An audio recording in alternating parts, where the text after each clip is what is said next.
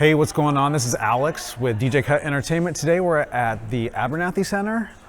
This is the setup that we're gonna do for Dancing on the Clouds. I'm gonna run through all the equipment, how the package should look, whether you pick it up or bring it back. So the first one is just a general bin. So we'll have our power cord, should have at least 2 of these. We're gonna have a scoop. This is for scooping the dry ice, which is located in here. You have a funnel hose here, and this is to be able to go from the sink into the machine. We got some tape, we have a towel, everything in here. So this should be everything that you need to get everything set up outside of the dry ice and the machine. So what we have here is our dry ice. This is what it's gonna look like. Do not touch this with your hands. It is very, very cold. So this is gonna go in the machine right before we do the first Dance on Clouds. So this is the Entour ice. This is the machine that we use for first Dance on Clouds.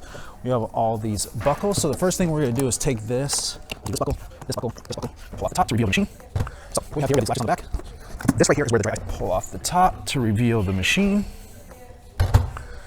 So what we have here, we have these latches on the back.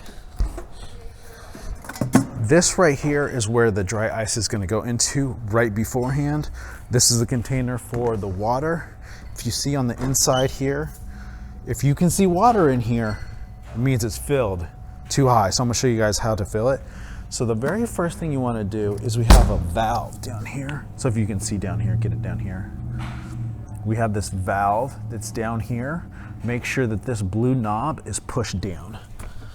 So that knob should push down, and that's gonna stop the water from flowing. So we have 2 different outlets here. Plug one in. You can't plug them into the same circuit or else it'll pop it. So usually you just plug one in. If we can get 2, then it's gonna heat up way faster. This probably takes about 2 hours to heat up. So you need to make sure that you have plenty of time to heat this up beforehand.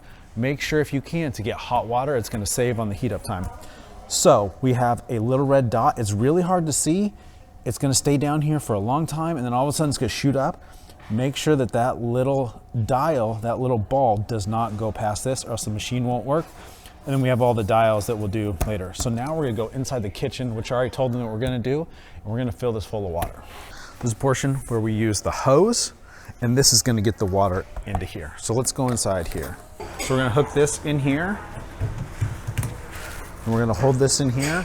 And it takes quite a while, probably close to about 8 minutes, I think, to fill up. So depending on the water pressure and the different venues, it could fill up faster, but it takes about 8 gallons of water to fill this up. So sometimes you're like, is it even going in there? Because it seems to take forever. So what we got here is, like I said, we have to be underneath this. This is too full, we have water in here. So when we drop it in, it's just gonna start up automatically. So what we're gonna do is we're gonna take this, and this is how you drain it at the end of the night too. So we're gonna watch this water that's in here.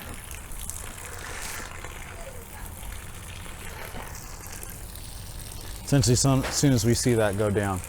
Now, I don't know if it looks like it's draining out faster than it is in here. So eventually we'll stop it and see where the water level is. So it's very touchy on how high and how low this is, because if it's too low, it won't work. If it's too high, it won't work either. And then plus we'll have the water that's in the inside here.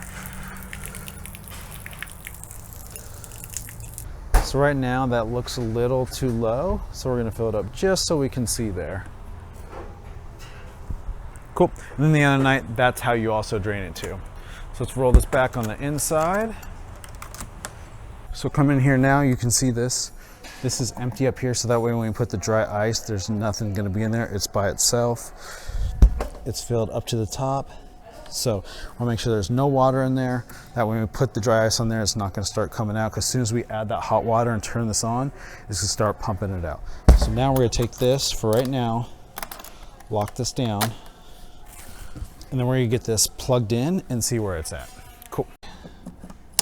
So we have our preset to 80 degrees. It is right now about 47. So right now what we have is we have 80 degrees Celsius is where we want it to. It's at 46. So when I push timer, so now you can see it pumping on there, and that's all the water that's coming on. When it was too high, when it was pumping in water and this was full, there's too much water in here, And that's why I was dumping out, you know, beforehand the water was dumping out the front of this. So if you get it too high, it's gonna come out. But as the water gets pumped in here, it's emptying out. So it's going from the bottom, pumped up in a circle. So that's essentially how we get the water. And now it's draining. So if it's not hot enough, this thing will not work. So we're trying to give us about 2 hours of time to heat this up. So it just depends on your power source and how much power we have and how fast it'll heat up. If you can find 2 circuits, plug it in and it should heat up in about like 30 to 40 minutes, but we're just gonna put it on for one for right now. And so this is how we're gonna be ready. All right, so we have the bucket of dry ice. We have the scoop. We also have the hose to fill up the water from sinks that we can't pour into directly, or if there's no hose available. We have a towel for any messes. We have some gaffing tape. We have gloves in case you need to pick up some of the dry ice and move it around with your hands. And then we also have extra power cords and power con. Usually have about 3 or 4 of those depending on what we're using and how many extra cords. You also have the Entour ice lid that should go on at the end. And then this is what you remove in the very beginning.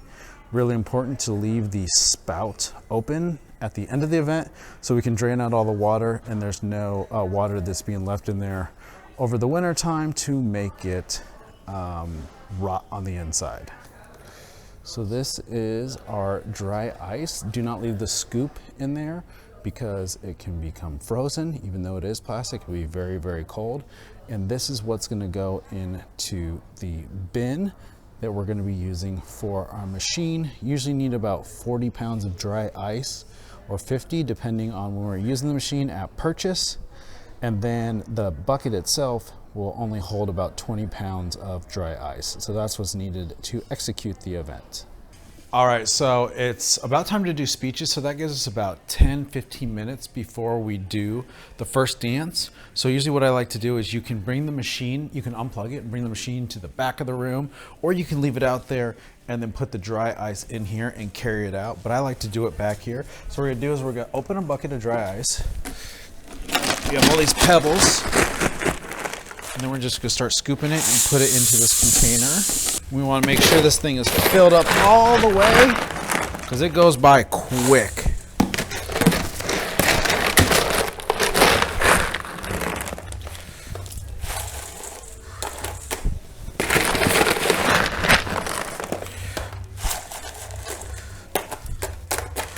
All right, so that's good. So then we're gonna take this. This only goes in one way. You want it to sit down like that. So if the water was in there, this stuff would really start flowing out, but now it will close and it'll be ready to go. So now we're gonna wheel this back out there, plug it in and get ready. As soon as we hit it, it's gonna start going and melting all this dry ice. So you want to do this about 15 minutes, 10 minutes before first dance. So I usually try to do it right before speeches and you'll be good to go. And that way you're not running around. So now we're going to do the first dance and you'll see exactly what this effect does. And then once you're done, this will be completely melted and then we'll go ahead and drain the water.